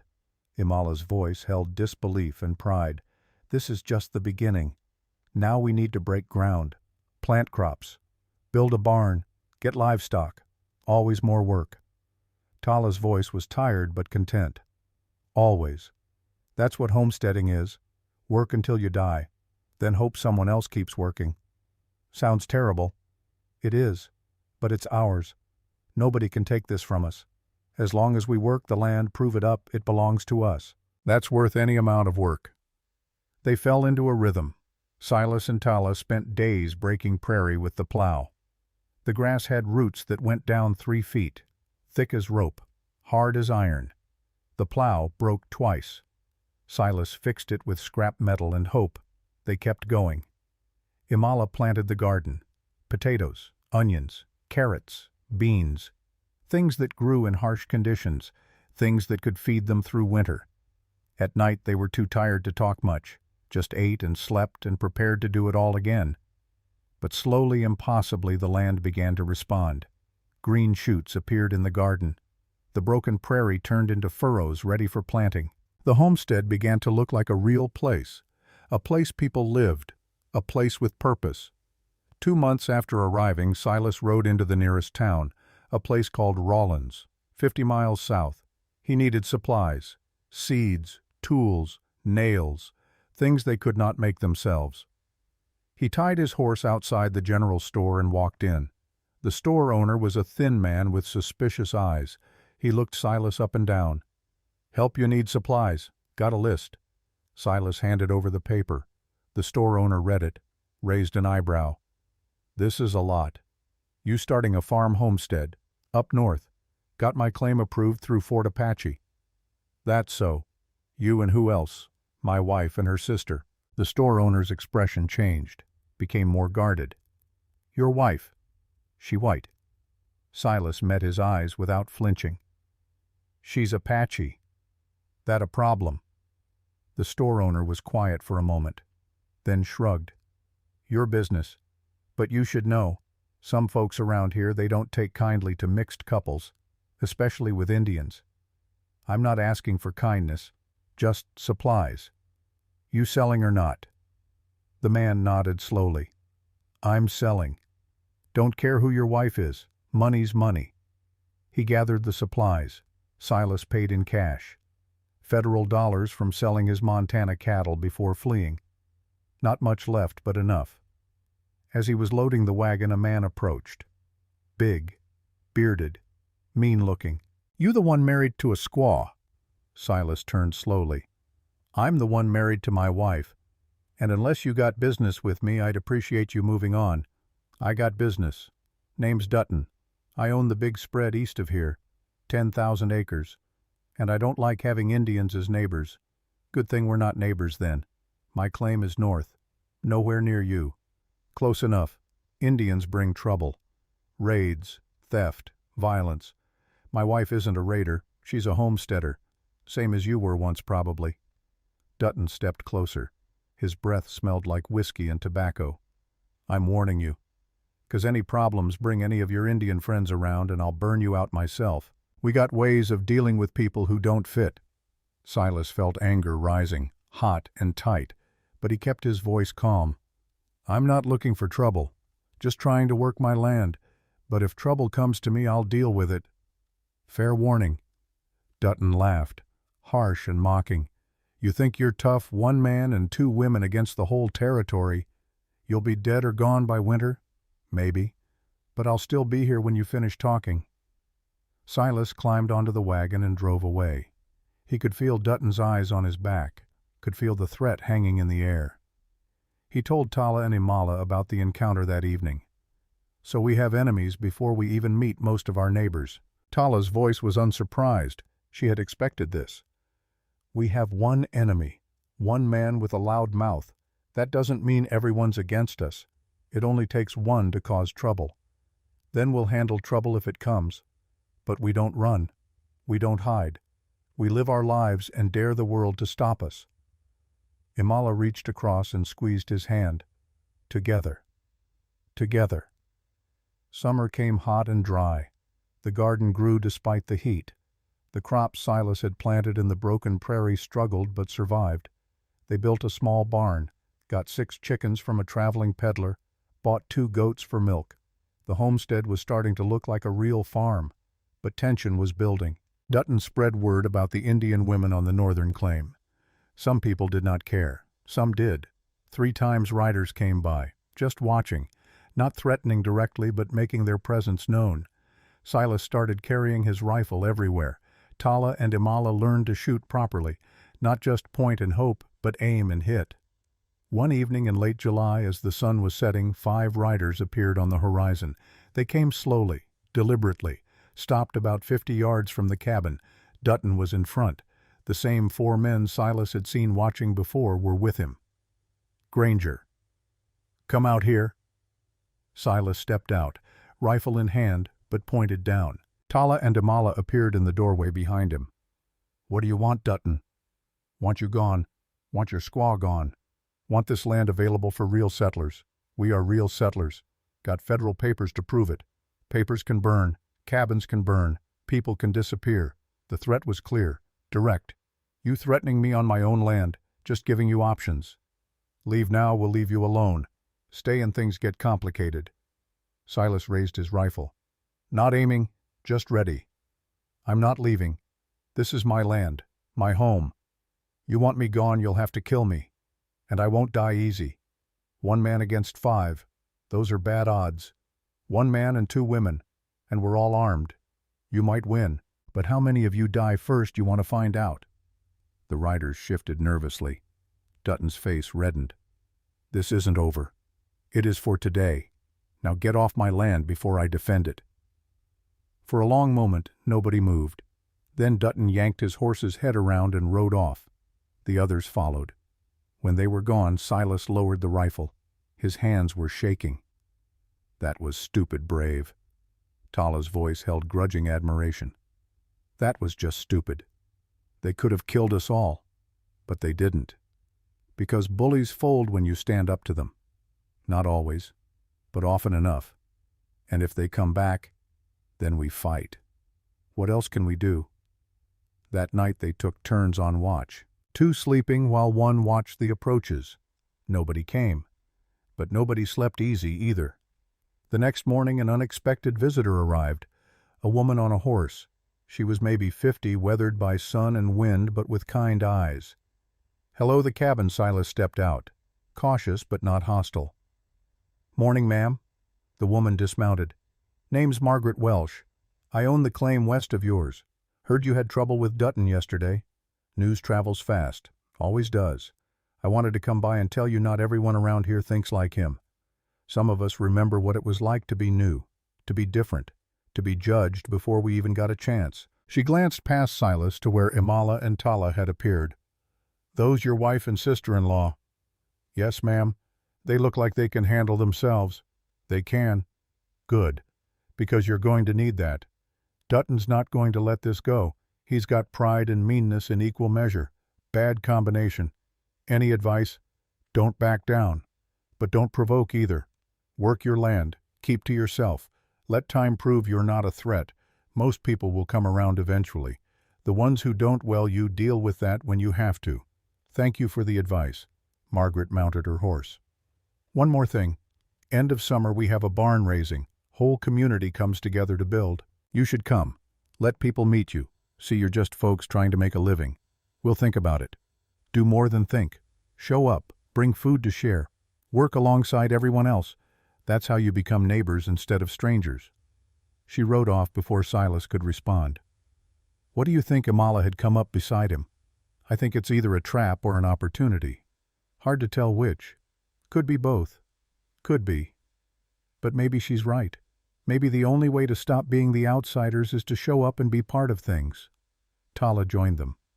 "I don't like it. Too many people. Too many chances for things to go wrong. Then we go prepared, armed, ready. But we go. Because hiding just makes us targets." They debated it for days. But in the end the decision was made. They would attend the barn raising, would try to be part of the community, would give people a chance to see them as human. The barn raising was the last Saturday in August. 50 people showed up, men, women, children, all there to help the Schmidt family build a new barn after the old one burned. Silas, Imala, and Tala arrived in their wagon, brought cornbread Imala had made, fresh vegetables from their garden. It was not much, but it was something. The moment they arrived, conversation stopped. Everyone turned to look. At Silas, at the two giant women with him. The silence stretched. Uncomfortable. Heavy. Then Margaret Welsh stepped forward. "Glad you came. We can always use more hands, Silas. You know. Carpentry? Some. Good. You're with the framing crew. And you two." She gestured to Tala and Imala. "We need heavy lifting. Beams. Posts. Think you can handle that?" Tala smiled. It was not a warm smile. "We can handle it." The work began. At first, people kept their distance, watched the two giant women with wary eyes. But as the day went on, as Tala and Imala lifted beams that took 4 normal men as they worked without complaint, in the brutal heat attitudes began to shift. By noon, people were working alongside them, talking to them, asking questions. "How tall are you anyway?" Tala looked down at the man who asked. He was maybe 5'6", 7'1". "Jesus. And your sister's 6'9". "You play any sports?" Tala laughed. Actually laughed. "Does survival count as a sport?" The man grinned. "Around here it does." At the communal lunch, Imala's cornbread was popular. People complimented her, asked for the recipe, treated her like any other woman instead of a curiosity. Silas worked alongside other men, hammering, sawing, building. They asked about his homestead, about his plans, about Montana. Nobody mentioned his wife being Apache. Nobody made comments. They just worked. By evening, the barn was done. A full barn, built in one day through community effort. As people prepared to leave the Schmidt family, Patriarch approached Silas. "Thank you for coming, for helping. Happy to. Your wife and her sister. They work hard, don't complain. That's rare. They're good people. Best I've known." The old man nodded. "World's changing. A lot of folks don't like it. But I figure people are people, good or bad. Color don't matter. Size don't matter. Character matters. I appreciate that. Not everyone feels that way, you know that. But some of us do. Wanted you to know that. On the ride home, the mood in the wagon was lighter than it had been in weeks. That went better than expected. Silas's voice held relief. Some people were kind, some weren't. But nobody tried to kill us. That's a win. Tala's dark humor made them all laugh. Maybe we can make this work. Maybe we can belong here. Imala's voice held hope. Fragile hope, but real. Maybe. One day at a time. But that night, as they settled into the cabin, Imala felt something strange. A flutter in her belly. She ignored it. Probably just bad food. The next morning it was still there, and she felt nauseous, tired despite sleeping well. She said nothing, did not want to worry anyone, probably just sick, would pass. But it did not pass. 3 weeks after the barn raising, Imala could no longer hide it. The nausea was constant, the fatigue overwhelming, and her body was changing in ways she recognized but did not dare believe. She told Tala first, whispered it one morning when Silas was outside tending the animals. "I think I'm pregnant." Tala went very still. "That's not possible. I know, but I've missed 2 cycles. I'm sick every morning. My breasts are tender. All the signs. Dr. Hartman said you couldn't, said it was too dangerous. He said it was unlikely. Not impossible. There's a difference." Tala sat down heavily. If this is real, you could die. Your heart can't take it." "I know. Then what do you want to do?" Imala looked at her sister, eyes fierce, determined. "I want to have this baby. Doctor said I was barren. The tribe said I was cursed. Everyone said I could never create life. If there's a child growing inside me, then I'm keeping it. No matter what happens. Even if it kills you. Even then. Because for the first time in my life, I'm not a freak. Not a failure. I'm a woman doing what women do. Creating life. Giving life. That's worth dying for." Tala pulled her sister into a fierce embrace. "Then we'll do everything we can to keep you both alive," they told Silas that evening. He sat in stunned silence for a full minute. "Pregnant. You're sure as I can be without a doctor. But all the signs are there. Dr. Hartman said it was dangerous." "I know, but it's happening anyway. The question is, what do we do about it?" Silas looked at her. At this woman he had married. This woman who had survived everything. "What do you want to do?" "I want to keep it. Want to carry this baby as long as I can. Want to try." "Then we try. We'll go back to Fort Apache. Talk to Dr. Hartman. See what he says. See what we can do to keep you safe. That's 2 weeks of travel. Hard travel. That could hurt the baby. Then we make it as gentle as possible. Slow. Careful. We'll take a month if we have to." They left 3 days later. Silas drove the wagon. Tala rode beside it on horseback. Imala lay in the back on blankets and pillows. They traveled slow, 10 miles a day, stopping frequently to rest. The journey took 3 weeks. By the time they reached Fort Apache, Imala was showing. Just a small bump, but unmistakable. Dr. Hartman examined her in his office. His face was grave. "You are definitely pregnant. About 10 weeks, I would estimate. Is the baby healthy? I cannot tell yet. But you are healthy, remarkably so. Your heart is strong, stronger than I expected.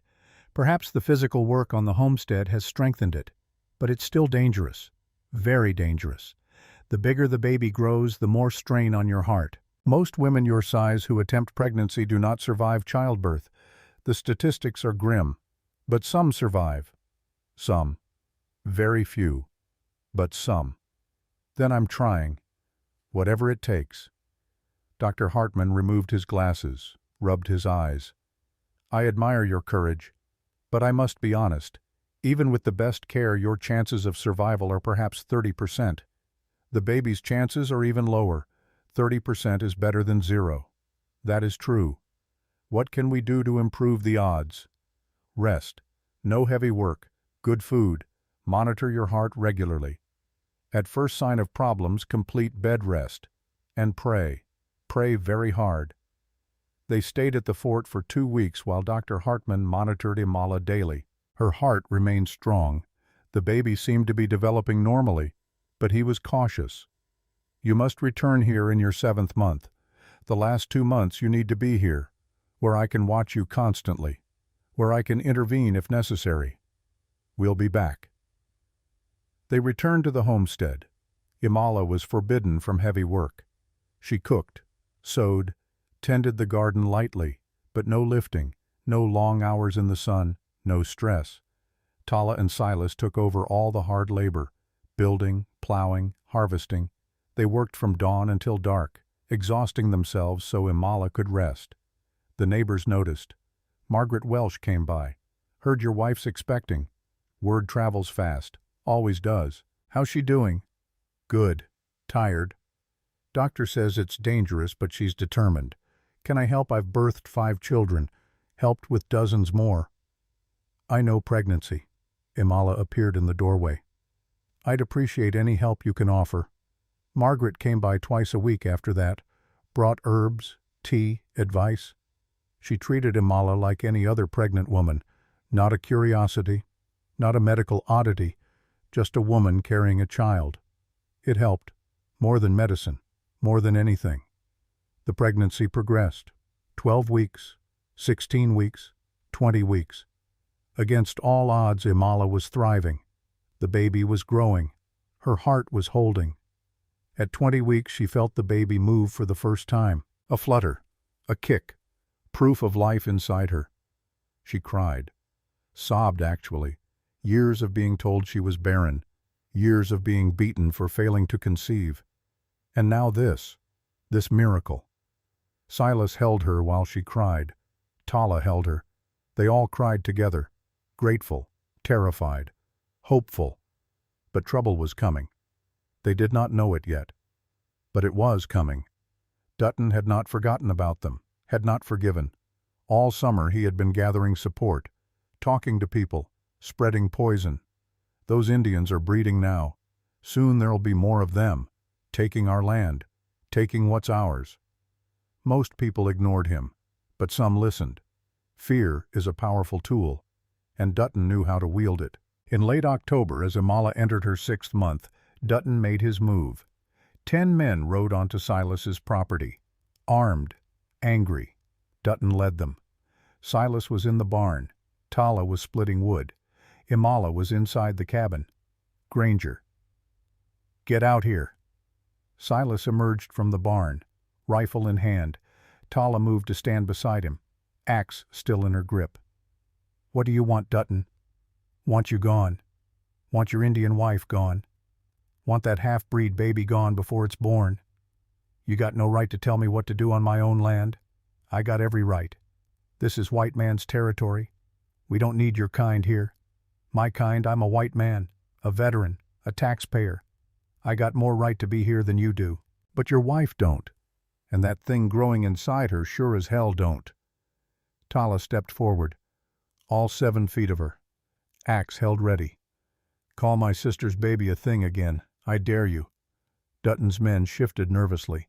Tala was terrifying when angry, like a force of nature. But Dutton was too far gone to care. "I'm giving you 1 week. 1 week to pack up and leave. After that, we burn you out. Kill anyone who resists. You'd murder a pregnant woman if that's what it takes." Silas raised his rifle, pointed it directly at Dutton's chest. "Get off my land. Now. Before I defend it. You shoot me, my men will kill you all. Maybe. But you'll be dead first. That worth it to you?" Dutton stared down the barrel. His horse shifted nervously. The other men looked ready to bolt. Finally, Dutton pulled back. 1 week. Then we come with torches." They rode off, leaving threats hanging in the air like smoke. Inside the cabin, Imala had heard everything. She was pale, shaking. "We need to leave. Need to go back to the fort. It's not safe here. We're not leaving. This is our home, our land." "Silas, he's serious. He'll kill us. Then we get help. We fight. We defend what's ours. How it's 3 of us against 10 of them, plus whoever else they can recruit." Tala spoke up. "We go to the barn raising folks, the ones who were kind, ask for help. See who stands with us, And if no one does, then we stand alone. But at least we try. Silas spent the next 3 days riding to every homestead within 20 miles, telling them what Dutton threatened, asking for help, asking for witnesses at minimum, someone to see what happened, to tell the truth afterward. Some refused, too scared, too intimidated. But some said yes. Margaret Welsh said yes immediately. I'm too old to be scared of bullies. I'll be there. The Schmidt family said yes. We owe you for helping with our barn. We'll help with yours. 4 other families said yes. Not many, but enough. On the appointed day Dutton came, but he did not come alone. He brought 15 men, more than before, all armed. They stopped when they saw the homestead was not empty. 9 families were there, 27 people, standing in front of the cabin, standing between Dutton and his targets. Margaret Welsh stepped forward. You got business here, Dutton. This doesn't concern you, Margaret. It concerns all of us. You come here threatening to burn out a legal homesteader that's everyone's business. Because if you can do it to him, you can do it to any of us. These people don't belong here. They got federal papers saying they do. You got papers saying you can burn them out. You got a court order? You got anything legal? I got right on my side. Right according to who you last I checked, you're not a judge, not a marshal, just a man with a gun and a loud mouth. Dutton's face reddened. You really want to stand with them, with an Indian and her half-breed baby? I'm standing with my neighbors, people who worked alongside us, people who helped us when we needed it. That makes them more worthy than you. The other homesteaders murmured agreement. Not all of them. Some were clearly uncomfortable, but they stood firm. Dutton looked at his men, then at the homesteaders. The math was bad, 15 against 27, and the homesteaders held the moral high ground. This isn't over. It was the same threat as before. Empty. Weak. He turned his horse and rode away. His men followed. Some looked relieved, others disappointed. When they were gone, Margaret turned to Silas. That'll hold him for a while, but it won't hold forever. You need to make this official. Get the law involved. That night, after the neighbors had left, there was a knock at the cabin door. Silas opened it cautiously, rifle ready. A young man stood there, maybe 20, one of Dutton's riders, but his face was pale with fear. Mr. Granger, I need to tell you something. I'm listening. Dutton's planning to come back, 3 nights from now, when the moon's dark. He's bringing 20 men. They're going to burn your barn first, then your cabin. He don't care who dies. Why are you telling me this? The young man looked down at his boots. Because what he's planning ain't right. I signed on to move cattle, not murder women and babies. My ma would be ashamed if she knew. What's your name, son? Jesse. Jesse Cordell. Thank you, Jesse. This took courage. Don't thank me. Just be ready. And don't tell nobody I was here. He finds out I warned you, he'll kill me too. Jesse disappeared into the darkness. Silas closed the door, looked at Tala. 3 days. We need to be ready. Nearest law is 50 miles away. Then ride those 50 miles, file a complaint, get it on record. Make sure if something happens, people know it was murder, not accident. She was right. Silas knew it. Thank you for standing with us. Thank your wife. She made good cornbread at the barn raising. That's worth something. She smiled, trying to lighten the mood.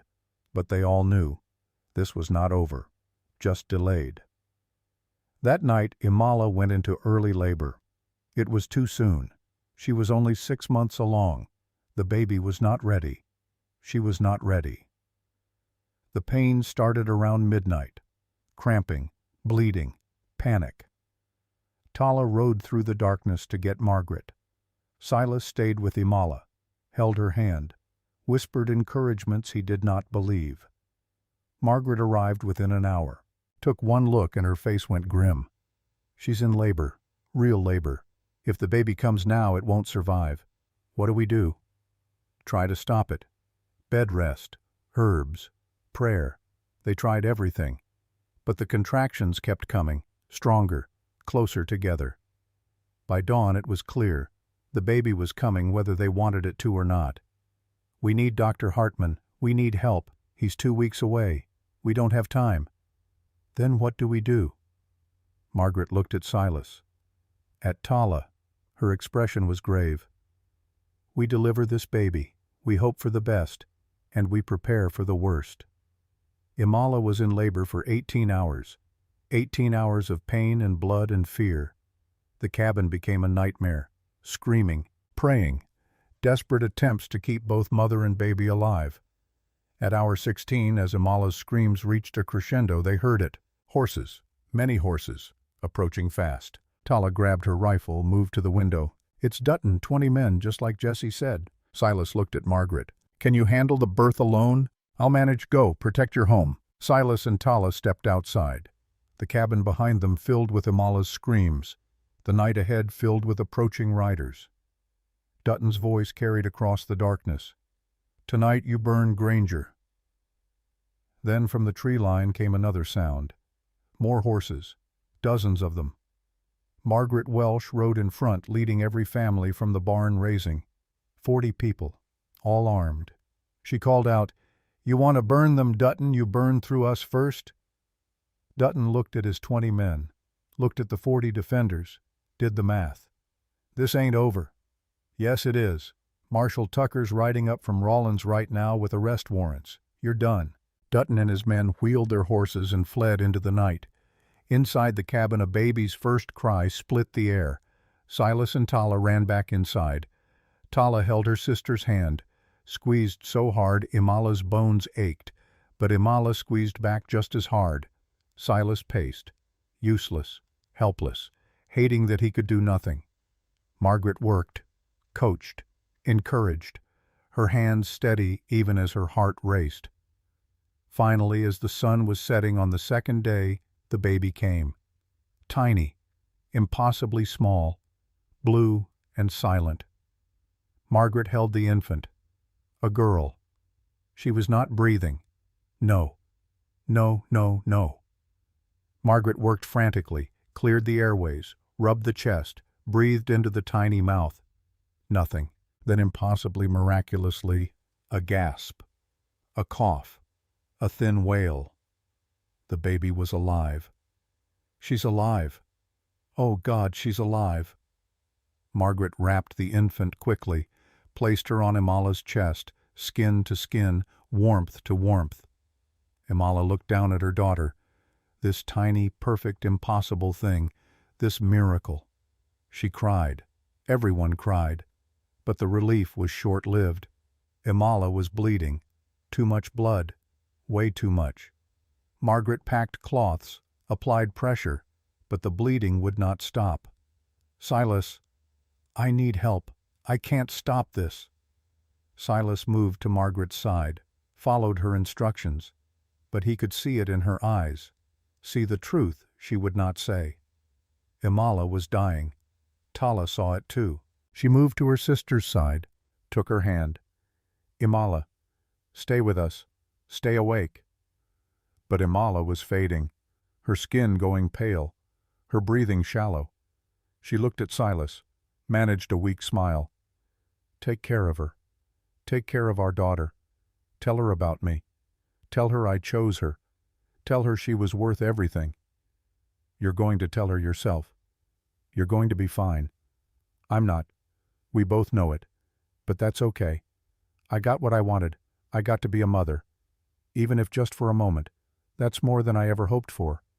Imala. Name her Grace. After your daughter, the one you lost. Let her carry both names, both legacies. Her eyes closed. Her breathing stopped. For a moment the world stopped too. Then Margaret checked for a pulse, shook her head. I'm sorry. She's gone. No! Tala's voice was a roar, a denial, a refusal to accept reality. She picked up her sister's body, held her like a child, rocked her, keened, a sound of pure grief that rattled the cabin walls. Silas took the baby, held her close, this tiny life purchased at such terrible cost. He looked at the infant, at his daughter, Grace, born 6 weeks early, impossibly small, but alive. Welcome to the world, little one. Your mother loved you. Your mother chose you. And I promise I will make sure you know that. Every day of your life. Outside the sun set. The stars came out. The world kept turning. Inside, 3 people mourned a woman who had survived everything except the one thing she wanted most. To be a mother. But she had been. Even if only for 18 hours. She had held her daughter, had seen her alive, had given her a name, and that would have to be enough. They buried Amala the next morning, on a hill overlooking the homestead, under a cottonwood tree. Tala carved a marker from wood. Simple, direct. Amala, wife, sister, mother. She chose life. The neighbors came. Margaret, the Schmidts, the other families who had stood with them. They stood in silence while Silas said a few words. She was the bravest person I ever knew. Brave enough to survive, brave enough to love, brave enough to hope when hope seemed impossible. The world is lesser without her. But it's better because she was in it. They lowered her into the ground, covered her with earth, said prayers, sang hymns. Then slowly people left, back to their own lives, their own homesteads, their own struggles. But Silas, Tala, and baby Grace stayed on the hill, stayed with Amala.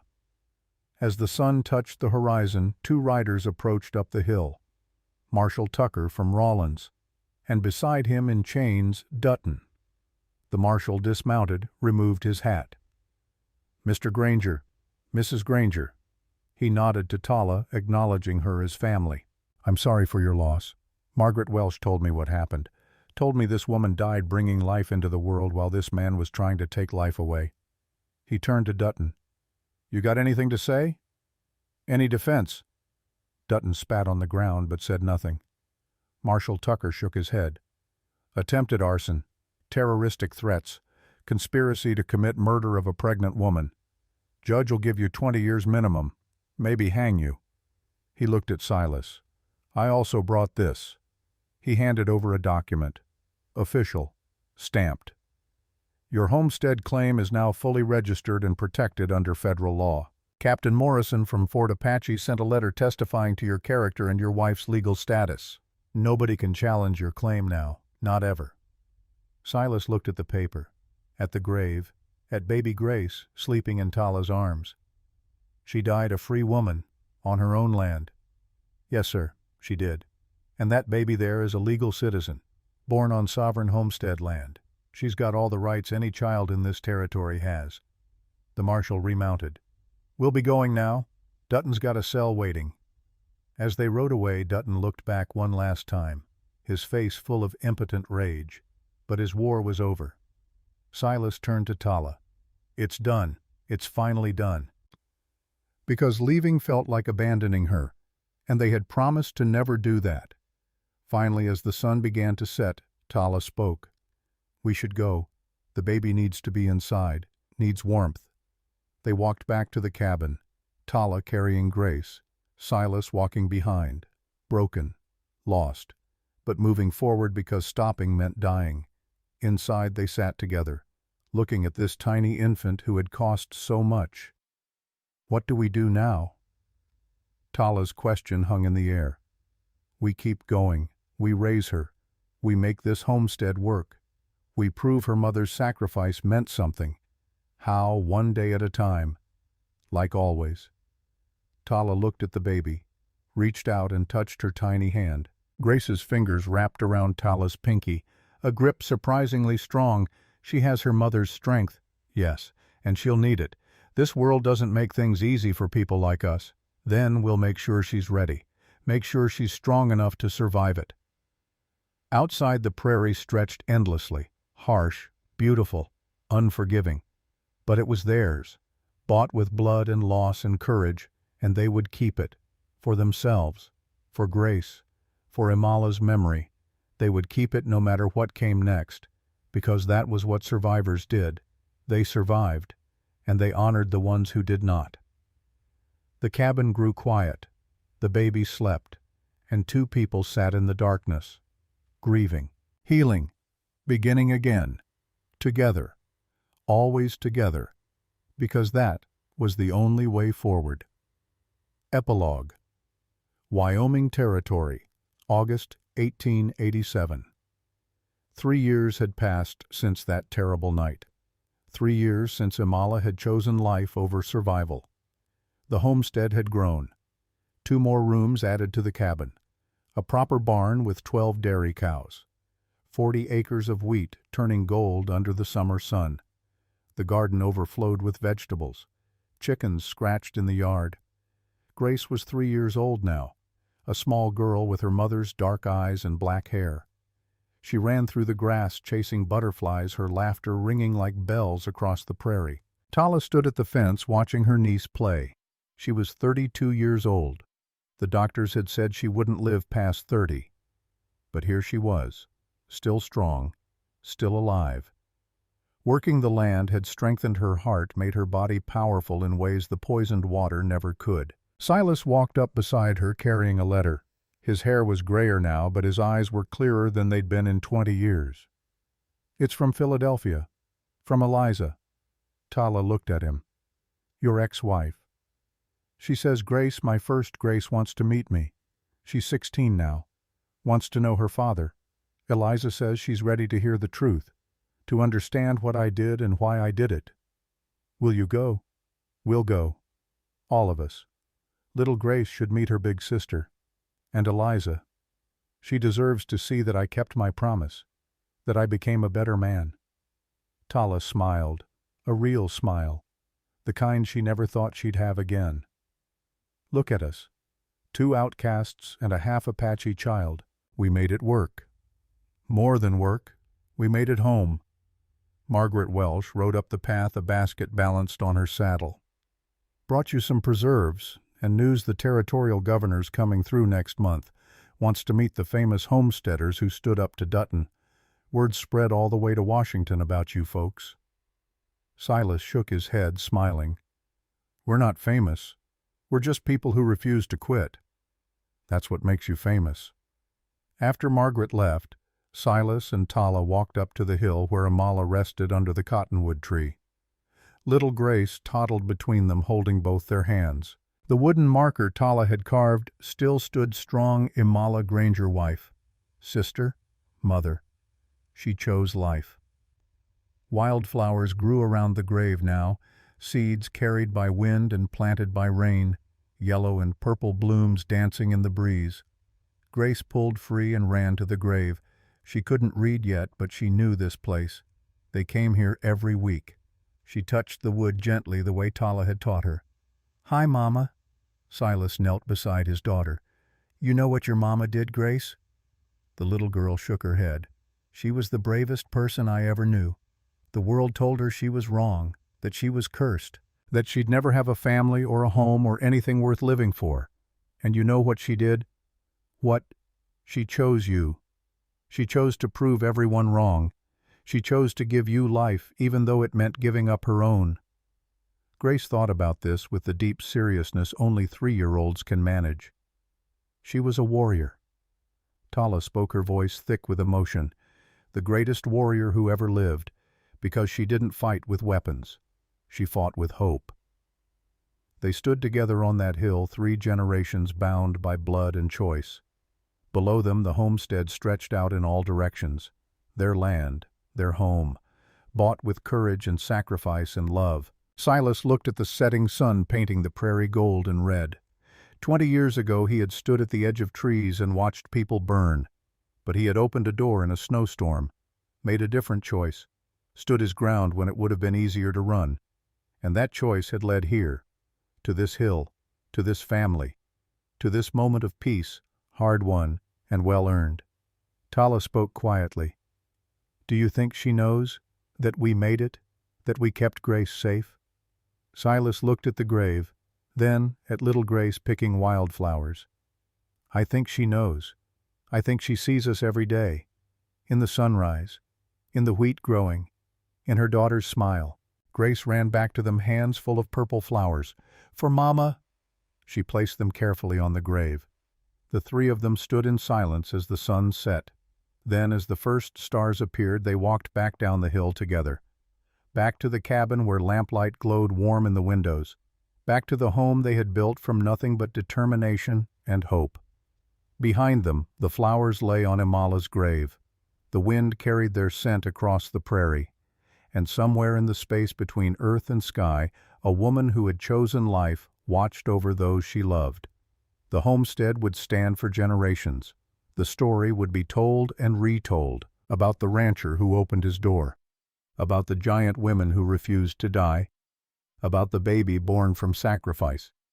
And every time the story was told, people would remember. Sometimes the bravest thing you can do is choose hope when the world offers only despair. Sometimes the greatest victory is simply surviving long enough to build something worth keeping. And sometimes family isn't about blood. It's about who stands with you when everyone else walks away. The cabin door closed. The lamps burned bright, and on the hill under the cottonwood tree wild flowers bloomed eternal.